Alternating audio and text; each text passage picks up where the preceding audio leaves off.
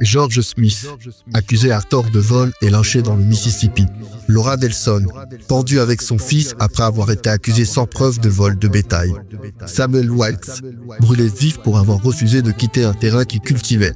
Mary Turner, enceinte de 8 mois, assassinée pour avoir dénoncé le lynchage de son mari.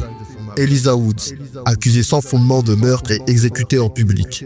Daniel Evans, torturé et tué pour avoir protesté contre des conditions de travail inhumaines.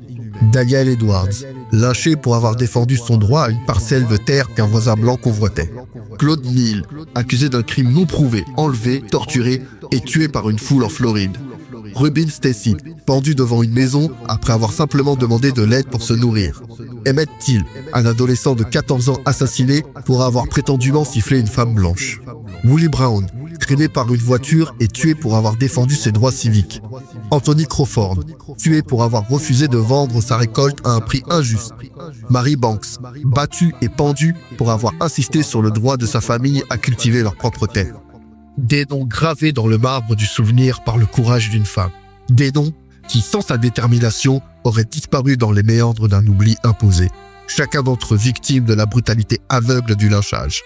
Ces violences, bien plus qu'un acte isolé, étaient des spectacles horribles, où des foules se pressaient pour assister à l'injustice.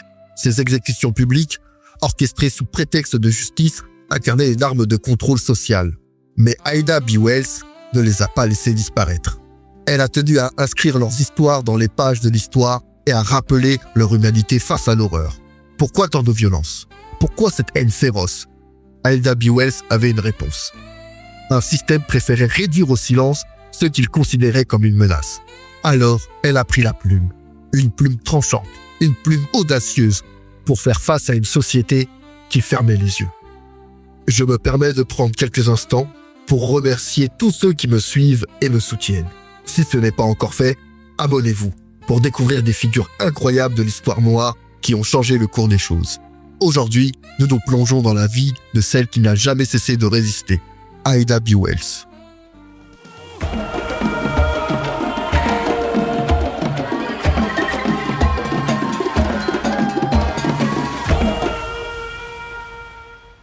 Ida naît en 1862, en pleine guerre civile américaine, dans une Amérique en train de se déchirer. Holly Springs, dans le Mississippi, est sa terre natale, un lieu marqué par l'oppression et les inégalités. À cette époque, l'esclavage n'est pas seulement une institution, c'est une pierre angulaire de l'économie et la culture du Sud. Pourtant, la naissance d'Ida coïncide avec les prémices d'un bouleversement historique. La proclamation d'émancipation, signée en 1863, promet la liberté pour des millions d'Afro-Américains. Mais la réalité est bien différente. La liberté est une victoire, mais elle n'est pas accompagnée de l'égalité. La vie d'Ida bascule alors qu'elle n'a que 16 ans. En 1878, une épidémie de fièvre jaune frappe Holly Springs avec une brutalité inégalée, emportant ses 2 parents ainsi que son jeune frère. En une nuit, Ida passe de l'insouciance à la responsabilité. Imaginez une adolescente, à peine sortie de l'enfance, se retrouvant avec le poids d'une fratrie sur les épaules.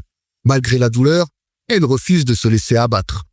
Je vais prendre soin de mes frères et sœurs. Cela ne me laissait pas d'autre choix que d'être forte. Écrira-t-elle plus tard. Elle abandonne temporairement ses rêves d'éducation supérieure pour travailler comme enseignante. Un poste qu'elle décroche grâce à son intelligence et à son éducation solide, mais qui reste précaire et mal rémunérée. Enseigner n'est pas seulement un travail pour Ida. C'est une confrontation quotidienne avec les limites imposées à sa communauté. Les écoles pour enfants noirs sont sous-financées, les manuels sont déchirés, les salles de classe délabrées. Elle observe avec indignation la manière dont le système Jim Crow, institué après la guerre civile, codifie la ségrégation raciale. Ces lois, qui imposent une séparation stricte des races dans tous les aspects de la vie publique, sont un rappel constant que les Afro-Américains sont considérés comme des citoyens de seconde zone. Mais pour Ida, chaque injustice est une étincelle. Une idée germe en elle. En 1884, Ida monte dans un train.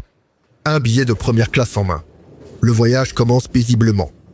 Imaginez les champs de coton défilant par la fenêtre, le ronronnement rassurant du train et une jeune femme prête à savourer un moment de calme. Mais ce qui commence comme un voyage ordinaire devient un tournant dans sa vie. Le contrôleur, un homme blanc d'une 40aine d'années, s'approche d'Aïda et lui ordonne de quitter son siège. Il exige qu'elle rejoigne le wagon de seconde classe réservé aux Noirs. Ce wagon est insalubre, bruyant et une insulte à la dignité humaine. Aïda refuse, J'ai payé pour ce siège. dit-elle d'une voix claire sans trembler. Le contrôleur insiste, mais Aïda reste ferme, son regard défiant. Les passagers blancs, jusqu'alors plongés dans leur lecture ou conversation, lèvent les yeux. Certains ricanent, d'autres murmurent avec mépris. Le contrôleur, piqué dans son orgueil, fait appel à 2 employés. Ensemble, ils tentent de la tirer de son siège. Mais Aïda lutte, elle se débat, griffant leurs mains, s'accrochant désespérément à sa place. « Enfin, qu'il la jette dehors !» hurle un homme en colère depuis le fond du wagon. Finalement expulsée du train, Aïda ressent une humiliation profonde. Un mélange de tristesse et de colère. Mais ce moment n'est pas une défaite. Il marque le début de son combat. Plutôt que de se laisser abattre, elle décide de poursuivre la compagnie ferroviaire en justice. Elle gagne dans un premier temps un jugement historique qui fait la une des journaux locaux. Mais la Cour suprême de l'État du Tennessee finit par annuler cette victoire.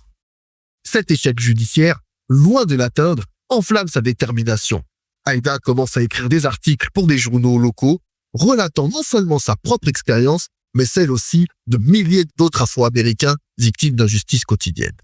Elle déclare avec force « La plume est l'arme la plus puissante contre l'oppression. Si je ne peux pas me battre physiquement, alors je combattrai avec mes mots. »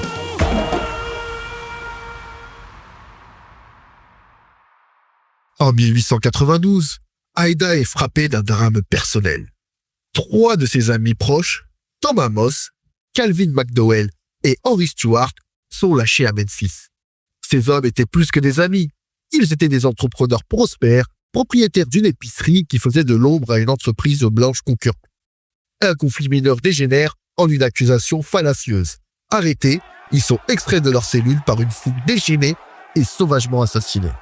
Ce meurtre brise quelque chose en Aïda, mais il allume aussi une flamme nouvelle. Elle décide d'enquêter sur le phénomène du lynchage, un sujet tabou. Elle collecte les données, interroge des témoins et épluche les archives judiciaires. Ses conclusions sont accablantes. Dans la grande majorité des cas, les victimes ne sont pas des criminels, mais des Afro-Américains qui réussissent économiquement ou qui refusent de se soumettre. Elle établit une méthodologie journalistique inédite pour l'époque. Ses recherches sur les lynchages combinent témoignages, analyses de journaux locaux et statistiques. En documentant plus de 700 cas de lynchage, elle révèle que ces actes sont souvent justifiés par des accusations de viol ou de vol, mais qu'en réalité, ils visent à punir les Afro-Américains ayant osé réussir économiquement ou résister à l'humiliation. Dans The Red Record, elle écrit « Les faits montrent que la justification du lynchage pour protéger la vertu des femmes blanches est une mascarade. Les véritables raisons résident dans le désir de maintenir les Noirs dans un état de soumission. » Elle démystifie ainsi les récits de l'époque qui tentaient de légitimer ces crimes. Elle utilise également la presse étrangère pour étendre la portée de son message. Lors de ses tournées en Europe, elle a tenu des conférences en Angleterre et en Écosse, dénonçant non seulement les lynchages, mais aussi l'hypocrisie d'un pays qui se prétendait une démocratie tout en tolérant ces atrocités. Cela a conduit à une pression internationale sur les États-Unis, forçant certains gouvernements locaux à repenser leur approche des droits civiques. Ces pamphlets ne se contentent pas de décrire les faits, ils sont un cri de ralliement, un appel à la conscience collective. Mais ils font aussi d'Aïda une cible. Son journal est détruit par un incendie criminel et elle est contrainte de fuir Memphis pour Chicago. À Chicago, elle ne ralentit pas. Elle devient une figure clé du mouvement pour les droits civiques, travaillant aux côtés d'autres leaders influents. Elle confonde la NAACP, bien que son franc-parler crée des tensions au sein de l'organisation. Parallèlement, elle milite pour le droit des femmes, soulignant que les femmes noires sont doublement marginalisées. En 1913, elle fonde l'Alpha Suffrage Club, la première organisation de suffrage féminin noir à Chicago. Ce club joue un rôle crucial dans la mobilisation des électrices noires, leur apprenant non seulement à voter, mais aussi à utiliser leur voix pour influencer les politiques locales et nationales. D'ailleurs, Aïda déclare « Sans le vote, nous ne sommes que des spectatrices dans la démocratie. » Pour Aïda, le journalisme n'est pas seulement un métier, c'est une mission. Elle écrira plus tard « Le rôle du journaliste est de donner une voix à ceux qui en sont privés, de mettre en lumière ce que d'autres veulent cacher. » Elle croit au pouvoir de l'information pour éduquer et mobiliser. Dans un monde où la presse est dominée par les intérêts blancs, Aïda utilise ses écrits pour dénoncer l'injustice et amplifier les voix marginalisées.